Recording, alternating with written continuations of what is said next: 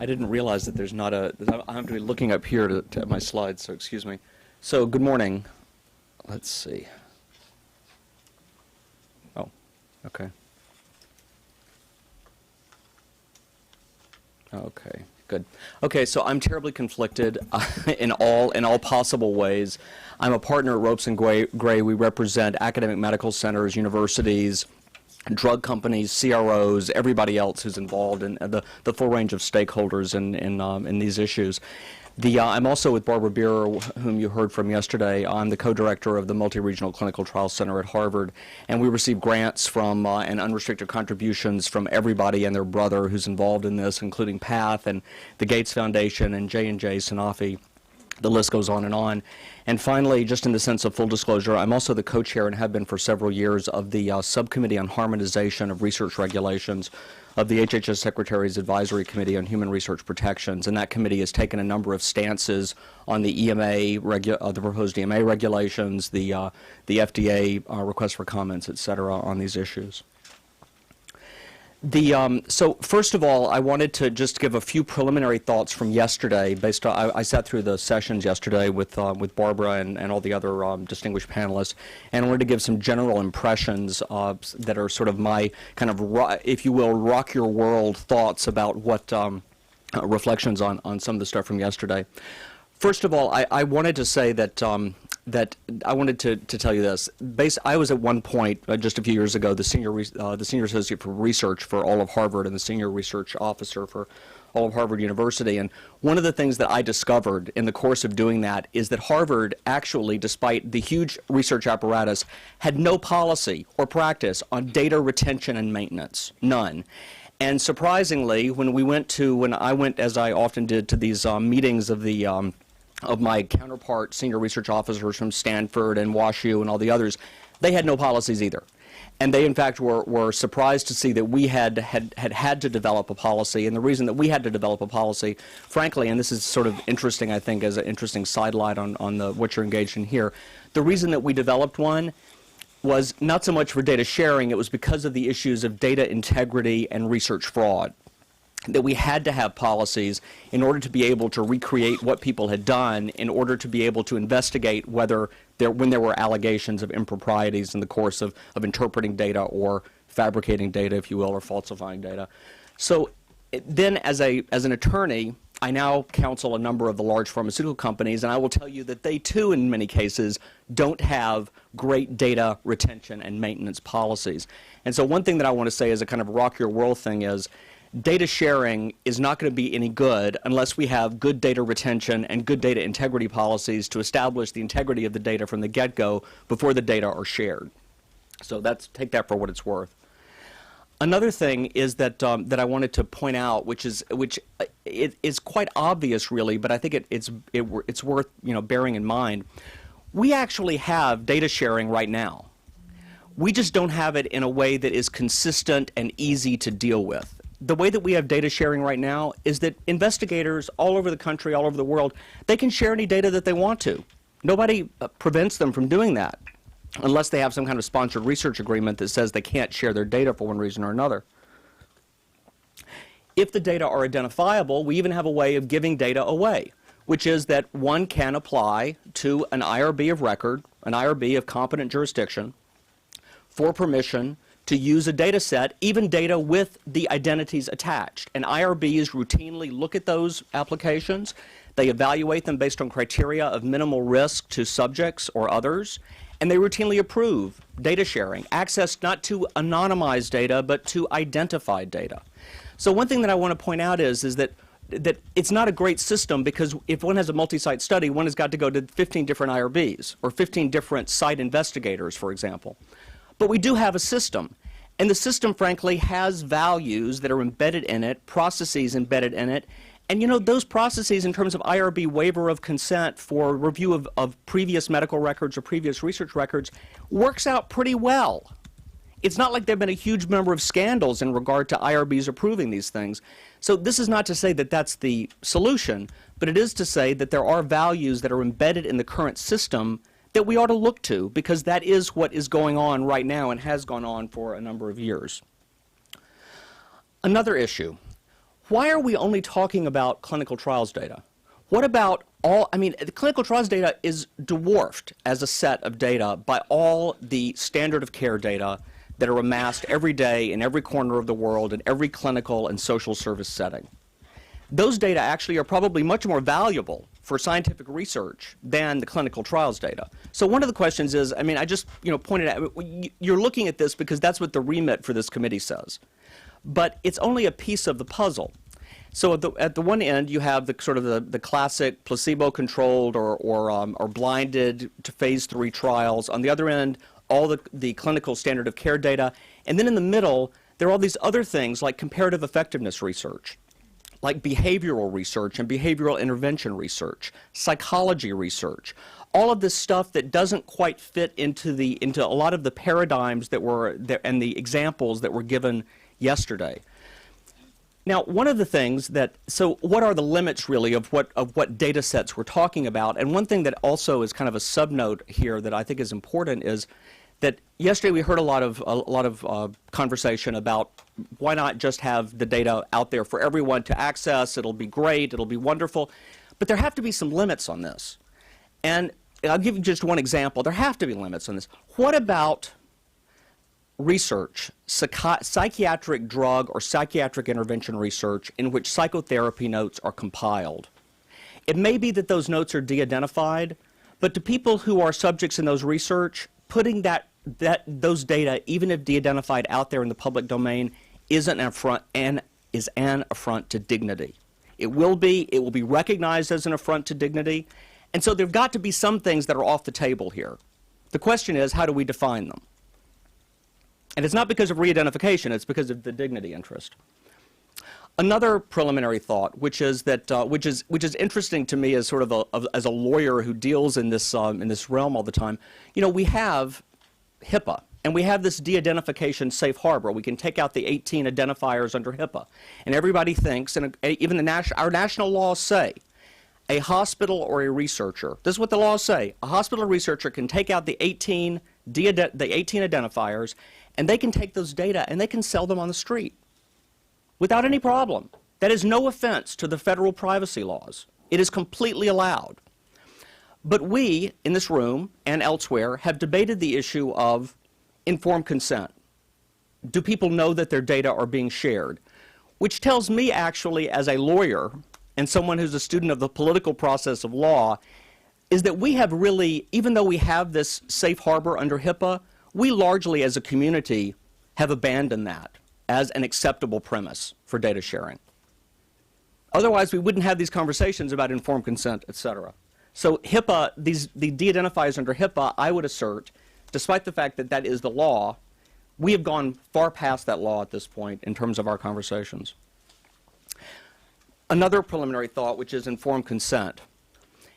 The question here to me is, and I actually said this to Bernie Lowe yesterday after the session, are we really going to tolerate a regime in which people are allowed to opt out of having their anonymized data or de-identified data shared?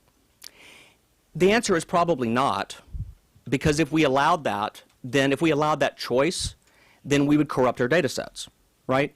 So if we're not going to allow people to choose or not to choose, let's not call it informed consent, because it has nothing to do with consent.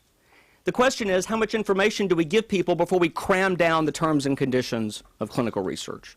It's a cram down. It's not informed consent. Again, I'm giving you this rock the world issues first. So here's my presentation. What I was asked to do is to go through some of just the contours of what this all means in an international legal policy sense, not just from the U.S. perspective or from the EU perspective, the EMA perspective, and some others along the way. So let me go through that. The issues here basically are threefold that I'm going to review briefly. One is the issue of conflicting legal regimes in regard to clinical trials data and the protection of personal data. Another is the issue of informed consent, which I've already told you I don't think is informed consent at all. It's a question of how much information is given. And the third thing are the IP issues and the issues of the commercial interests that are involved and the ownership interests that are involved in all of these aggregated data. So what do we have here? Well, in terms of the patchwork of legal regimes on the privacy and the confidentiality front, we have FDAA, which in 2007 now requires that summary results be posted on clinicaltrials.gov. We know that, right? That's of stuff that falls under the definition of the applicable clinical trial under these rules. In the EU, even before the EMA proposal that is still pending in the EU, we know that clinical study reports are now made available on request under the EMA's access to documents policy. This has been challenged in court by AbbVie and Intermune. They've sued the EMA, and this is all pending to stop the EMA's disclosure of these clinical study reports that would include, in some cases, the actual patient de-identified or anonymized patient-level data.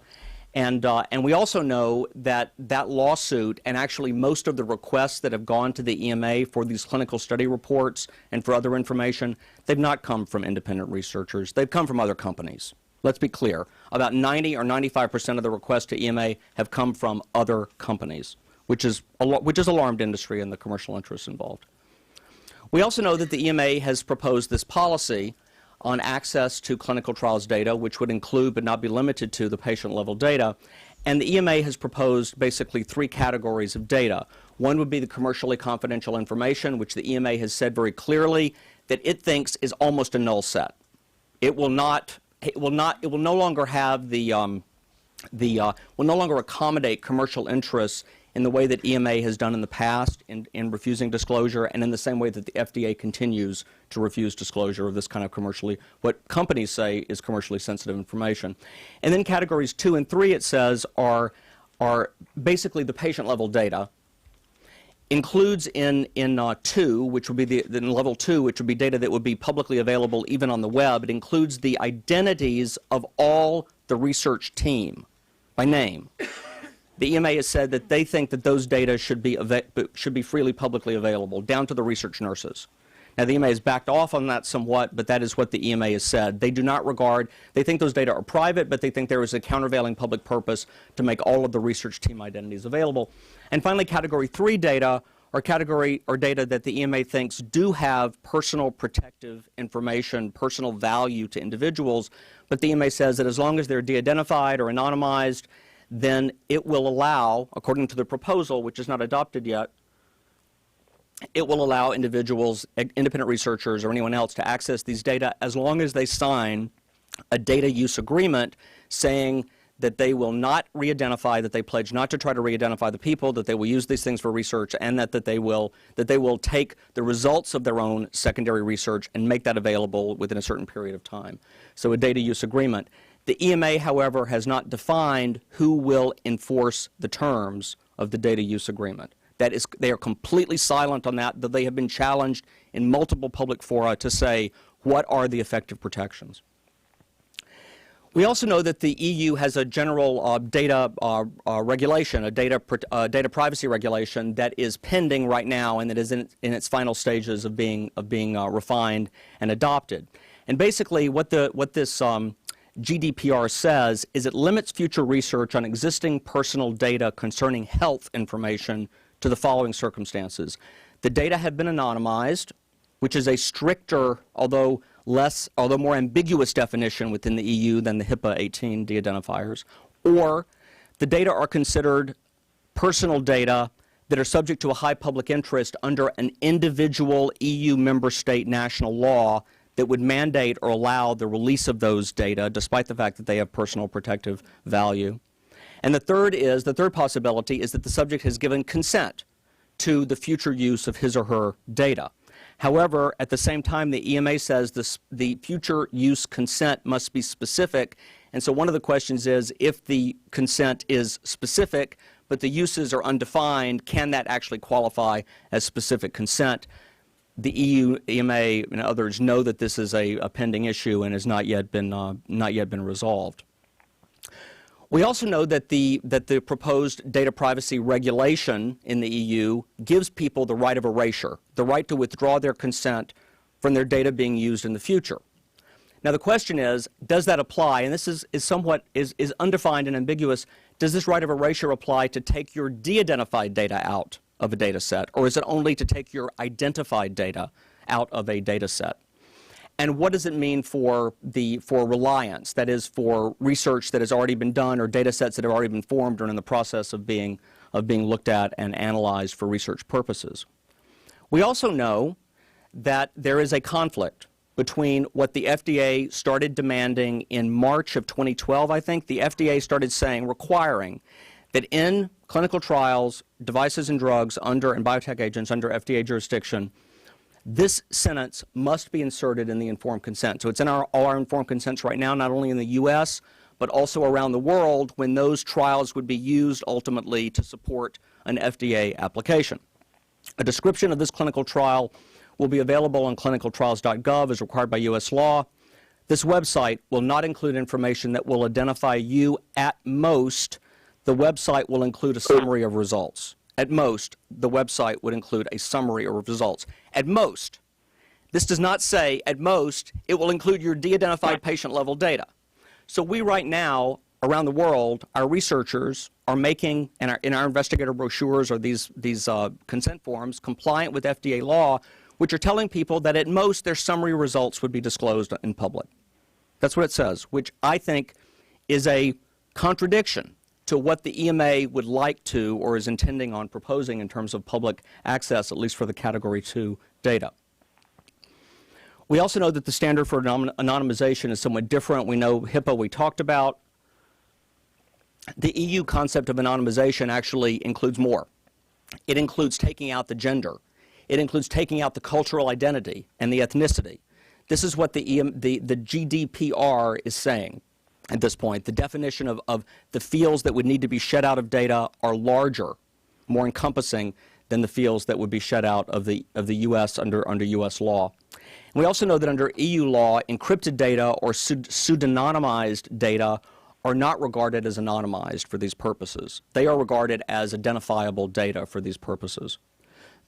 We also know that even within the EU, there also are some nation states that take even a tougher approach. And for example, Sweden says that if there is any way that it's humanly possible to recreate the identity of a person, then those data are not anonymized under Swedish law. I'm told that Belgian law is similar in this respect. This is a problem with using de-identified data or anonymized data from Sweden because there's almost no way that you can guarantee that data cannot be ever re-identified to an individual in one way or another. Another wrinkle which I have brought up to the EMA before and which may or may not have occurred to folks in this room is that there are countries in Africa, for example, and I know this from having negotiated on behalf of Harvard a large MOU with the Ministry of Health and the government in Rwanda. There are countries that say, when research is done, when we give you permission to do clinical research in our country, you cannot do secondary use of those data without specific permission, again, from the Ministry of Health. And why do they say that? They say that because they're suspicious of data being taken out of the country and used in ways that nobody in the country anticipated. But what they're really, in my experience, what they have said to me that they're concerned about is the idea that researchers in the OECD countries take these data, they use them, they crunch them, they publish on them, and they give no credit and no co-authorship to anyone who was a collaborator in the original primary data collection in the clinical research. So the EMA, when it enacts, if it enacts these rules, will be running head up against these requirements and expectations of several ministries of health that actually forbid, that have forbidden in their MOUs and their active MOUs, that there can be no secondary use of these data, anonymized or not anonymized, without additional consent from the Ministry of Health. And then in India, just to give you an example, because Barbara and I have worked extensively in India recently, and so it's a case of great ferment, this stuff is undefined. There are personal privacy laws and legal restraints in India, but how all this applies to anonymized data, what the standard is for anonymization, is basically anybody's guess. And this is not peculiar to Indian law. These are wrinkles and complications and complexities that are often not encompassed explicitly in these legal regimes in various countries. So just beware that we don't really know what we're dealing with in some of these under the jurisprudence of some countries. Complexity of informed consent. I know that, that David Forster and Pearl are going to be talking about it, so I will go through this quickly. I've told you what I think, which I think this is not a question of informed consent at all. I think it's a question of how much notification do we give and how good is the notification, how accurate is it, et cetera. And are there any things like the psychotherapy note collection that ought to be off the table completely because of value judgments that have nothing to do with the re-identification, but just the question of personal integrity and the feeling of autonomy, and that people don't want to do it, even if they can't be identified. Barbara talked yesterday, and I know that Pearl and David are going to talk about the way of categorizing these different informed consents. Some explicitly prohibit it, some allow it, most are silent about it, many have contradictory statements about what to do. So it is a mishmash if you look back retrospectively in terms of what consents are given and are not given. And who decides? Who decides how to interpret these things? Is it the IRB or the ethics committee that approve them? Is it the data generator looks at these documents and determines whether they encompass data sharing or don't encompass data sharing? Is it a governmental regulatory authority like the EMA? And is the EMA going to protect or hold harmless data generators who make a mistake or who say the informed consent doesn't allow this, but you, EMA, are requiring that we make these data available? It's also complicated in multi-site trials because, as you know, these IRBs can cut and paste all sorts of different informed consents all the time. So in a multi-site trial, unless you have a common IRB of record, then the informed consents can be all over the place, even within one huge device trial, for example. The data use agreements, as the EMA is required for the so-called Category 3 data. Another question is, as I said, who is going to enforce them? If no one is going to enforce them, these are illusory promises. We have got to deal with the issue, I would assert, of who's going to enforce and have the responsibility for enforcing the terms and conditions of the data use agreements. Otherwise, they're just pieces of paper, really. And no individual subject is going to have either the financial resources or the interest sufficient to pay a lawyer to vindicate the data use agreement. And finally, the intellectual property considerations, the patentability. These are just a mishmash of kind of concerns that have been expressed by industry especially. One is that in terms of patentability, if data that underlie potential patentability applications are released, then this will force companies, they say, I'm giving you what I have heard companies say. I'm not saying this is right or wrong. I'm just giving you what I've heard company officials say, and pharma, that is pharma, the organization officials say. This will force companies into earlier patentability applications or earlier patent applications, which will be less accurate, less refined applications. This is one possibility that is that's said. There is also a doctrine called data exclusivity, which some of you in the room will know about, some perhaps won't, which is the idea that, which has nothing to do with ownership, it's about the right of use of data. And basically under the data exclusivity doctrine, if you as a data generator cause data or fund data to be created, you have a right that is defined in most national jurisdictions to be able to use those data exclusively for a period of time, like 5 years or 10 years or whatever it would be within a jurisdiction, and nobody else can use those data, even if the data are publicly available, nobody else can use those data to perfect an application to a governmental agency, in most cases the Drug or the Device Control Authority or the Biotech Control Authority. However, there are some legal regimes, Australia, Brazil, and China are among them, in which the period of data exclusivity is ended at the time when those data are publicly released by the entity that collected the data and that had the data exclusivity rights, which means that in these countries, once your data have been released in the EU, your data exclusivity is ending in these other major national jurisdictions. So anybody, like a generic drug manufacturer or another branded drug manufacturer, can come in and use the data to perfect their own applications to the National Drug, Device, or Biotech Authority. The use of released data by competitors is possible. It's most likely in the case of generic drug manufacturers, but not only.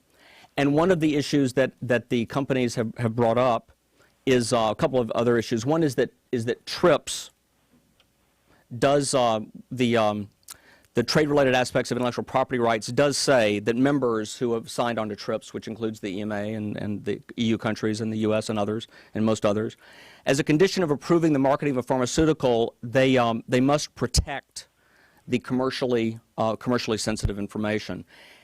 Whatever the EMA does, if it does what it is saying that it's going to do, there is likely going to be a lawsuit in Europe based on the other obligations of the EU countries that they voluntarily entered into in these in TRIPS. So just beware of this. Companies have said that this is undermining their commercial advantages and represents unfair commercial use of information.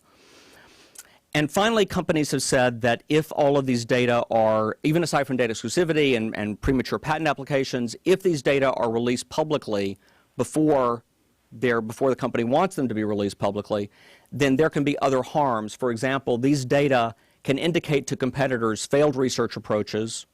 They can indicate elements of study design and ways in which one company has decided to design a study that may tip off other companies to design studies in the same way. Now, that could be a good thing, actually. I've heard, you could take the opposite tack, which is, well, that's good. It means that studies are then going to be better designed for everybody. But for companies that have something that they think they have some interest that's going to be betrayed there, they say that. And they also say that the data would indicate what their future plans are for research that may, in fact, tip off competitors. So basically, at the end of the day, I've tried to give you kind of an overview of many of the things, the issues that we're going to be talking about today. But clinical trials, they cross all these national boundaries, right? By the late 2000s, 87% of the subjects whose data are reported to support an FDA biotech application, 87% of the subjects didn't even come from the U.S. They came from outside the U.S. So this stuff, the EMA is not just about the EMA. The FDA is not just about the FDA. HIPAA is not just about the U.S. domestic market. They're all interconnected because all of these clinical trials are basically international in focus. And I would just commend to your attention that what we have to be thinking about in all of this are all of these different populations. Is the subject population and what their expectations are, the research subject population or research participants, the data generators, whether they are academics or whether they're government or whether they're healthcare providers or whether they are researchers or companies that fund this stuff. And also the directly involved commercial interests. Even if they don't collect the data, they fund the collection of the data. And if they think that let me just say this, if they, and this is in reaction to some of the stuff yesterday that was said yesterday, with which I'm in great sympathy, but in regard to the need that let 1,000 flowers bloom, let all the data be combined, let everybody do everything, and we'll all be better off. If that may be true for academic research. For commercial interests, if they think their commercial interests are threatened, the capital will dry up and it will go elsewhere. It will. They won't fund it, or they'll fund a diminished pool of research. So we've got to keep their interests in mind for that reason, if for no other. And I'll stop there. Thank you.